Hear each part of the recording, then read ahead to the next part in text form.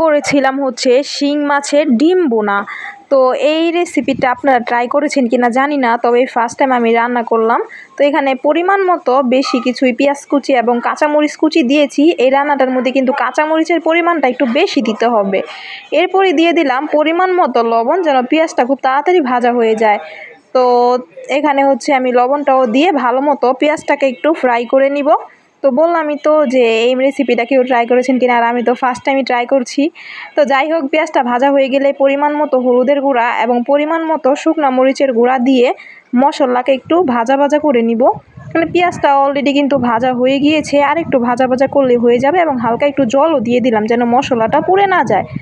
তো মশলাটা দিয়ে কিছুক্ষণ সময় কষানো হয়ে গেলে এরপর আমি দিয়ে দিব শিং মাছের ডিমগুলা। খুবই ইজি একটা রেসিপি, কিন্তু খেতে অসাধারণ লাগে। তো মশলাটা কিন্তু ভালো মতো কষানো হয়ে গিয়েছে, কারণ উপর থেকেও তেলটা ভেসে উঠেছে। এখনই আমি দিয়ে দিব শিং মাছের ডিমগুলা। শিং মাছের ডিমগুলা দেখতে একটু অন্যরকম, কিন্তু এভাবে রান্না করলে খেতে অনেক ভালো লাগে। তো মাছের ডিমগুলা দিয়ে কিছুক্ষণ সময় কষানো হয়ে গেলেই কিন্তু আমার ভুনাটা কমপ্লিট। তো দেখতেই তো পারছেন অলরেডি কিন্তু রান্না হয়ে গিয়েছে। আমি হালকা আবার একটু জল দিয়ে দিলাম যেন ডিমটা ভালো মতো সিদ্ধ হয় এবং আস্ত আস্ত থাকে।